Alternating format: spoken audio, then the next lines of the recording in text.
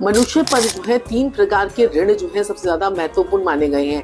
एक है देव ऋण, दूसरा है ऋषि ऋण, तीसरा है पितृ ऋण। पितृ ऋण जो होता है वो सबसे ज्यादा इंपॉर्टेंट होता है और 17 सितंबर से पितृ पक्ष जो है वो शुरू हो रहा है, तो ये बहुत ही बढ़िया मौका है आपको पितृ ऋण से मुक्त होने का। 17 सितंबर से लेकर 2 अक्टूबर तक का समय बहुत ही बढ़िया है। इस टाइम पीरियड पे आप जो है वो अपने ऋणों को उतार कर बहुत ज्यादा सुखी हो सकते हैं। लेकिन आप कैसे पता लगेगा कि आपके ऊपर कुंडली में कौन सा ऋण लगा हुआ है? हर ग्रह के एक प्रकार का ऋण का निर्माण करते हैं। जैसे सूर्य अगर कुंडली में पीड़ित होता है तो आपका स्व ऋण बनता है। चंद्रमा अगर पीड़ित होता है तो वो मातृ ऋण बनाता है। बुध अगर पीड़ित होता है तो वो बहन, बुआ, बेटी, मासी का ऋण बनवाता है। मंगल अगर पीड़ित होता है तो वो पारिवारिक ऋण बनाता है। शुक्र अगर पीड़ित होता है कुंडली में तो वो स्त्री ऋण बनाता है। और अगर शनि पीड़ित होता है तो वो निर्दयी ऋण बनाता है, निर्दयी ऋण बनाता है। राहु अगर आपकी कुंडली में पीड़ित होगा तो वो अजन्मे का ऋण कहलाएगा, यानी अजन्मकृत ऋण आपके ऊपर लग जाता है। और केतु अगर पीड़ित होता है तो आपके ऊपर कौन सा ऋण लगता है? ईश्वरीय ऋण। और बृहस्पति पीड़ित होता है तो पितृ ऋण लगता है। तो ये 9 प्लैनेट्स के 9 ऋण अगर मैं आपको बताने जा रही हूँ तो इनके क्या क्या उपाय हैं। इस पितृ पक्ष पर आप ये उपाय करके अपने आप को ऋणों से मुक्त कर सकते हैं। और जिनके ऋण मुक्त जो लोग हो जाते हैं उनके जीवन में बहुत तरक्की होनी शुरू हो जाती है। 9 प्रकार के ऋणों में सबसे पहले बात करेंगे हम स्व ऋण की। स्व ऋण जो होता है वो कैसे निर्मित होता है? वो होता है अगर आपकी कुंडली में शुक्र 5वें घर में बैठ जाए। शुक्र कुंडली में 5वें घर में बैठ जाए, उसके साथ में कोई और ग्रह भी बैठे हुए हैं तो कोई दिक्कत नहीं है। शुक्र अगर आपकी कुंडली में 5वें घर में है तो आपकी कुंडली जो है वो स्व ऋण से पीड़ित है। अगर आपकी कुंडली में शनि 5वें घर में है तो आपकी कुंडली जो है वो स्व ऋण से पीड़ित है। ऐसे में 5वां घर जो होता है वो हमारा सूर्य का होता है और सूर्य का ऋण चुकाना जो है आपके लिए बहुत जरूरी है।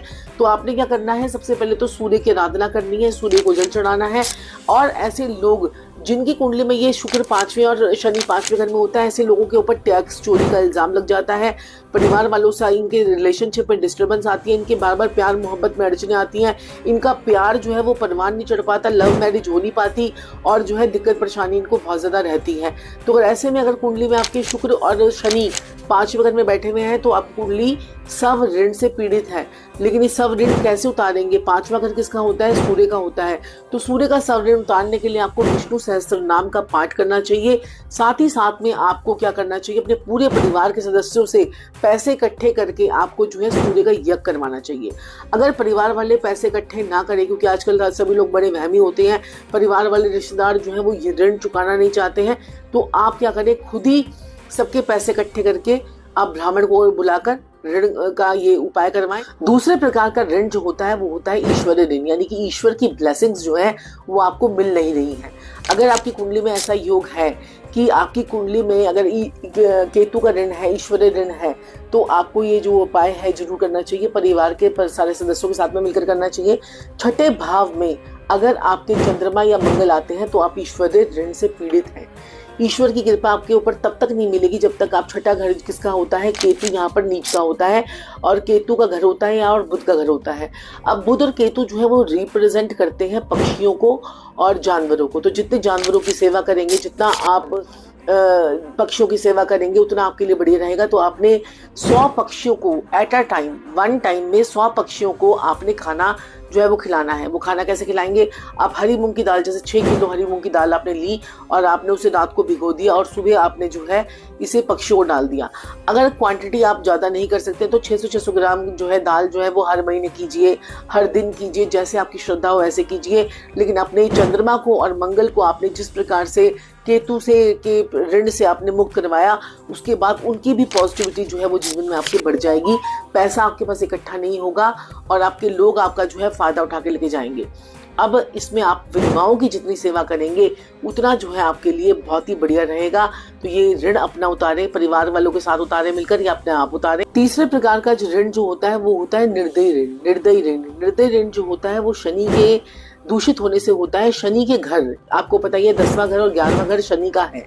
और शनि के घर में जब सूर्य और चंद्रमा आ जाए या मंगल आ जाए, यानी कि शनि के 10वें घर और 11वें घर में सूर्य आ जाए, 10वें घर और 11वें घर में चंद्रमा आ जाए, 10वें घर और 11वें घर में मंगल आ जाए, इसके साथ में और भी प्लैनेट्स बैठे हैं तो भी कोई दिक्कत नहीं है, आपका ये ऋण माना जाएगा। अब इसमें ये प्लैनेट्स आ जाए तो आपका जो ये ऋण होता है ये आपका निर्दयी ऋण जो है वो माना जाएगा। ऐसे में आपने पिछले जन्म में कुत्तों को मरवा सकते हैं, या इस जन्म में आपने कुत्तों को मरवाया हो, या किसी ऐसी लेडी से आपने जो है विधवा से कह सकते हैं, या फिर किसी बांझ स्त्री से आपने प्रॉपर्टी जो है वो परचेज की हो, या फिर आपके कार्यस्थल में कहीं पर भी आग जलने की घटना घटी हो, या फिर आपके कर्म स्थान में आपको काम काज करने में को लेकर बड़ी परेशानी आती हो, घर के सदस्यों की संख्याएं जो है लगातार घट रही हो, लोग मर रहे हो, घर परिवार के सदस्यों में जल्दी जल्दी मौतें हो रही हो, या फिर आपका काम जो है वो सेट ना हो रहा हो, तो आप समझ जाइए कि आप इस ऋण से पीड़ित हैं। इसमें आपने क्या करना है, 100 मछलियों को आपने आटे की गोलियां जो है वो जाके डालनी है। वैसे काली उड़द की दाल का आटा और जौ का आटा पीस कर अगर मिलाकर डालेंगे तो इससे बहुत ही बेहतरीन रिजल्ट आएंगे। कहीं पर भी नहर, नदी, तालाब हो तो वहां पर ही करिए और अपने इस ऋण से मुक्ति पाएं। चौथा प्रकार का ऋण जो होता है वो होता है मातृ ऋण। मातृ ऋण जो होता है वो माता के चंद्रमा के पीड़ित होने से होता है। चंद्रमा के घर यानी चौथे भाव में जब केतु बैठ जाता है, चौथा भाव जो होता है हमारा चंद्रमा का होता है, और केतु जो है वो खट्टापन है, केतु जो है वो इमली भी है। तो केतु जैसे ही चौथे घर में आता है तो माता का चंद्रमा को जो है वो पानी को खट्टा कर देता है। ऐसे इंसान का मन बड़ा डिस्टर्ब रहता है, परेशानी रहता है, और उसको जो है अगर ऐसे में अगर वो अपनी माता की पिछले जन्म में उसकी अच्छी तरह से देखभाल करके नहीं आया होता, माता का कहना मानकर नहीं आया होता है, या फिर इस जन्म में वो माता का कहना नहीं मानता है, तो आपके ऊपर ये ऋण जो है वो और ज़्यादा प्रभावशाली हो जाता है। ऐसे में आपको माता की पूरी सेवा करनी चाहिए, माता की देखभाल करनी चाहिए। 108 दिन आपने माता के पांव छूकर आशीर्वाद लेना चाहिए, और साथ ही साथ में कच्ची चांदी जो कि रॉ फॉर्म की चांदी होती है, इकट्ठी चांदी होती है, उसे आपने जो है वो जल प्रवाह करनी होती है। अगर ये आप जल प्रवाह कर लेते हैं और ये चांदी के लिए आप अपने पूरे परिवार के सदस्य मिलकर जो है उनसे पैसा लेकर इकट्ठी क्वांटिटी में खरीदते हैं तो बहुत ही बढ़िया रहता है। अगर परिवार के सदस्य नहीं देते हैं तो आप ये चांदी जो है ये इकट्ठी जल प्रवाह कर दीजिए। इसे सोमवार के दिन कर सकते हैं या किसी भी दिन कर सकते हैं, पूर्णमासी के दिन भी कर सकते हैं। ये आप उपाय कीजिए, आपका माता का ऋण जो उतरता है। लेकिन माता की सेवा यहाँ पर बड़ी मस्त बोली गई है, नहीं तो ऐसे इंसान के ऊपर जो है बहुत सारे टैक्सेस और चोरी के इल्जाम जो है वो लग जाते हैं। बात करेंगे अजन्मे के ऋण की, यानी कि अजन्मे का ऋण जो होता है, जन्मकृत ऋण भी इसको बोलते हैं, जो कि राहु के दूषित होने से होता है। राहु जो है आपकी कुंडली में, राहु का क्या करता है कि राहु का रोल क्या है, राहु आपकी कुंडली में जो है आपकी ससुराल का कारक होता है, और जिसकी भी कुंडली में 12वें घर में सूर्य, शुक्र या मंगल होगा तो उसके ऊपर अजन्मे का ऋण जो है वो लगा रहेगा। ऐसे में आपने क्या करना होता है कि राहु के ऋण को उतारने के लिए आपने इन ग्रहों को देखना है। अगर कुंडली में सूर्य, मंगल या शुक्र 12वें घर में बैठे हुए हैं तो आपके ऊपर ये ऋण है। ऐसे में आपने क्या करना होता है, पूरे परिवार से एक एक नारियल जो है जटा वाला लेकर आपने जो है वो जल प्रवाह करना होता है। अगर परिवार वाले नहीं देते हैं तो आपने जो है वो 4 नारियल कम से कम लेकर आपको जल प्रवाह करने होते हैं बहते पानी में। अगर बहता पानी आपके घर के आसपास नहीं मिलता है तो आप किसी भी चौराहे पे जाकर उसको रख कर आ सकते हैं।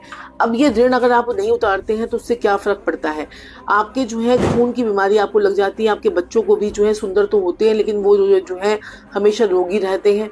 ऐसे में ससुराल वालों से लड़ाई झगड़े रहते हैं, आपकी कोई कदर नहीं करता है, आपका जो दबदबा है वो समाज में जो है वो बिल्कुल ख़त्म हो जाता है। और ऐसे में क्या होता है कि आपकी खुशियों पे जो है वो नज़रें लग जाती हैं। तो ये ऋण आपको उतारना ज़रूरी है। ये राहु का ऋण है, और राहु का ऋण जो है वो नारियल से उतरता है, या फिर आप जमादारों की सेवा करके भी आप ये राहु का ऋण जो है ये उतार सकते हैं। चंद्रमा अगर आपकी कुंडली में तीसरे या छठे घर में कहीं पर भी बैठा हुआ है तो ऐसे में कहते हैं कि बहन, बुआ, बेटी, मासी का ऋण जो है वो लग जाता है। तीसरा घर और छठा घर जो है वो बुध का घर होता है, और ऐसे में बुध के घर में जब चंद्रमा आ जाता है तो वो पीड़ित हो जाता है। ऐसे में रिश्तेदारों के साथ में आपकी लड़ाई झगड़े हो जाते हैं, आपका बिजनेस खराब हो जाता है, आपकी अपनी बुद्धि सही समय पर अपने काम नहीं आती है, और बहुत सारी समस्याओं का आपको सामना करना पड़ता है। नसों से रिलेटेड समस्याएं हो जाती हैं। अपनी जो बॉडी के अंदर जो है ताकत जिसे कहते हैं, जो मंगल की ताकत होती है, वो आपकी खराब होने शुरू हो जाती है। तो ऐसे में चंद्रमा छठे घर में हो या तीसरे घर में हो तो ऐसे में क्या होता है कि अगर छठे घर में चंद्रमा होता है तो कई बार कई लोगों का इसमें पैसा भी फंस जाता है। पैसा, दिया हुआ पैसा जो है आपका वापस नहीं आता है। ऐसे में आपने क्या करना है, अपने पूरे परिवार के सदस्यों से पीले रंग की कौड़ियाँ लेनी है। पीले रंग की कौड़ियाँ लेनी है, वो सारी इकट्ठी करनी है। 2-2 कौड़ियाँ पूरे रिश्तेदारों से लेनी है, वो सारी इकट्ठी करनी है, एक मटके में डालनी है, और आपने उसको सारी उसमें कुछ जो है कपूर डालकर आपने, या तो फिर मटके में उसमें कोई मिट्टी का तेल डालकर उसे आपने जला देनी है। तो कपूर या मिट्टी का तेल दोनों में से एक ही चीज़ डालिएगा। उसे आपने रात को जो है वो सारी रात जला देनी है, और सुबह उठकर आपने उसे क्या करना है, किसी जल प्रवाह वाले, मतलब बहते पानी में उसको जल प्रवाह कर देनी है। अगर आप ऐसा करते हैं तो आपका ये ऋण जो है वो उतर जाता है। अदरवाइज आपको 100 पक्षियों को खाना खिलाना पड़ता है। एक दूसरे नंबर का ऋण एक और आता है, वो आता है स्त्री ऋण, जो कि शुक्र के पीड़ित होने से होता है। अगर आपकी कुंडली में सूर्य दूसरे घर में या 7वें घर में हो, क्योंकि दूसरा घर और 7वां घर दोनों शुक्र के हैं, और अगर आपकी कुंडली में चंद्रमा जो है वो दूसरे घर में या 7वें घर में हो, या राहु दूसरे घर में और 7वें घर में हो, तो आपके ऊपर स्त्री ऋण लग जाता है। ऐसे में जीवन में लग्जरी का अभाव रहता है। आप जो है एक छोटा सा मोबाइल लेने के लिए भी तरसते हैं। तो ऐसे में क्या होता है कि ये स्त्री ऋण को उतारना आपके लाइफ में बहुत ज़्यादा जो है ज़रूरी बन जाता है, कि छोटी छोटी चीज़ें, गाड़ी लेनी है, मकान लेना है, लग्जरी नहीं है, पैसा नहीं है, ऐशो आराम नहीं है, ये सारी चीज़ें जो है आपकी लाइफ से गड़बड़ हो जाती हैं। और साथ ही साथ में सबसे बड़ी चीज़ जो स्त्री का सुख होता है, आपके स्पाउस का सुख जो है वो आपको नहीं मिलता है, चाहे वो स्त्री हो चाहे वो पुरुष हो। तो इसमें आपने क्या करना है कि आपने पूरे परिवार के सदस्यों से आपने जो है थोड़े थोड़े पैसे इकट्ठे करने हैं, और 100 गायों को आपने हरा चारा जो है वो खिलाना है। अब 100 गायों को एक ही बारी में 1 डे के अंदर अंदर आपको ये उपाय करना पड़ता है। ये थोड़ा मुश्किल होता है, लेकिन आप किसी गौशाला में जाकर ये उपाय कर सकते हैं। 100 गायों को, अगर आपके परिवार वाले इस उपाय के लिए आपको पैसे नहीं देते हैं तो कोई दिक्कत नहीं है, आप ये उपाय अपने पैसों से भी कर सकते हैं। जैसे कि अगर आपने उनसे 100 रुपये लेने थे, तो अब आप अपने उनसे 1000 रुपये का, 2000 रुपये का आप चारा जो है वो गायों को खिलाइए। ये करने से आपका जो है ये स्त्री ऋण से आपको मुक्ति मिलनी शुरू हो जाती है। पितृ ऋण का एक और बहुत बड़ा दोष जो होता है, वो पितृ ऋण का ये एक, जब भी बृहस्पति के 4 भाव होते हैं, आपको पता है बृहस्पति के कुंडली में 4 भावों में से किसी भी भाव में अगर राहु, बुध या शुक्र बैठ जाए तो पितृ ऋण लग जाता है। पितृ ऋण जो होता है, यानी कि अगर दूसरा भाव बृहस्पति का है, 5वां भाव बृहस्पति का है, 9वां भाव बृहस्पति का है, 12वां भाव बृहस्पति का है, और 11वां भाव भी बृहस्पति का ही होता है। तो ऐसे में यहाँ पर लेकिन 2, 5, 9, 12 की बात हो रही है। तो ऐसे में 2, 5, 9 और 12 में अगर बुध बैठ जाए, राहु बैठ जाए या शुक्र बैठ जाए, तो आपकी कुंडली में पितृ दोष जो है वो लग जाता है। क्योंकि बृहस्पति जो है वो, बुध जो है वो बृहस्पति को खराब कर देता है। बृहस्पति और बुध की शत्रुता है। शुक्र जो है वो दैत्यों का शुक्र, दैत्यों के गुरु है, और बृहस्पति जो है वो देवताओं के गुरु है, तो इनकी भी आपस में नहीं बनती है। और राहु तो बृहस्पति को आपको पता ही है कि वैसे भी खराब कर देता है, बृहस्पति के धुएं निकाल देता है। तो ऐसे में क्या करना होता है, आपने लक्ष्मी के पैसा को उजाड़ देता है, बरकत आपके पास नहीं हो पाती है, और जीवन में बहुत ज़्यादा स्ट्रगल रहता है। लोग कहते हैं कि हम पैसा तो बहुत कमाते हैं, लेकिन हमारे पास बचता कुछ नहीं है, और घर, गाड़ी, बंगला कुछ नहीं होता है, और जीवन में पैसा आता ही नहीं है। तो ऐसे में आपने क्या करना होता है, 108 दिन लगातार आपने पीपल पर पानी चढ़ाना होता है। संडे को आपने छोड़ देना होता है।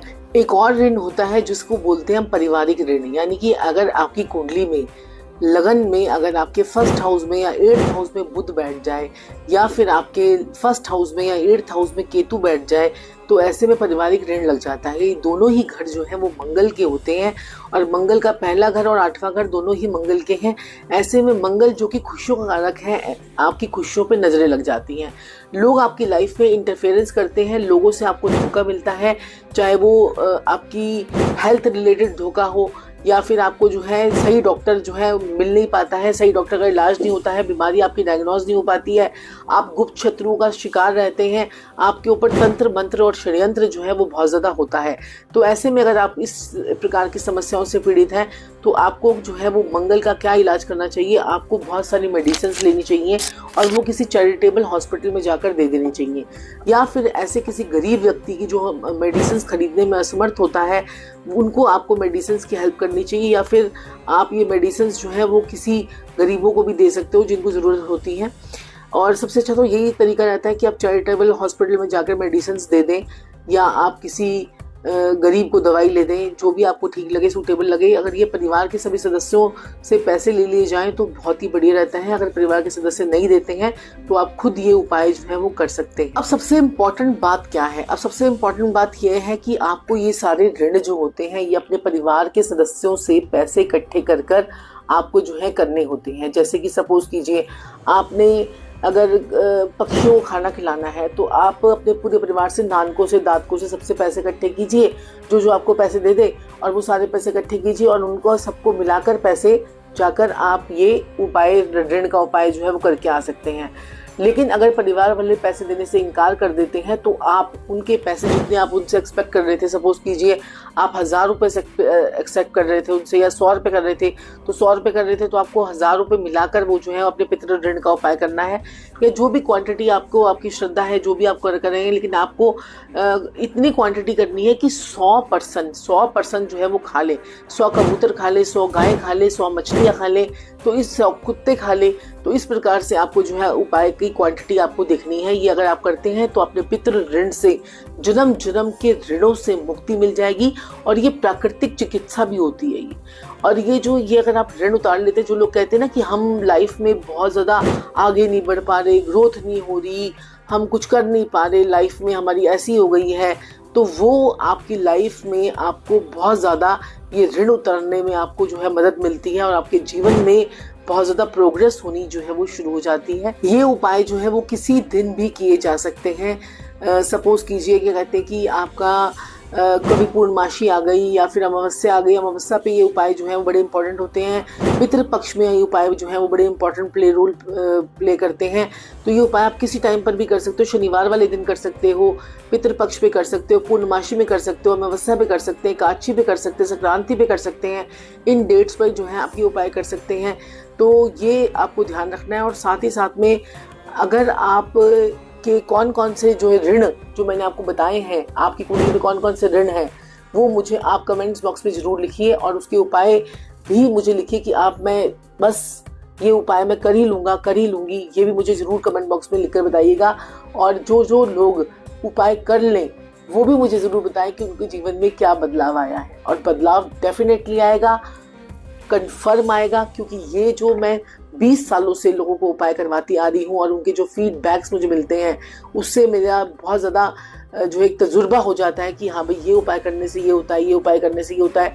तो उन सब चीज़ों का एक 20 साल का जो एक्सपीरियंस है उससे मैंने आपको ये सारी चीज़ें बताई हैं। तो ये उपाय ज़रूर कीजिए और कमेंट्स में वीडियो को लाइक और शेयर ज़रूर कीजिएगा।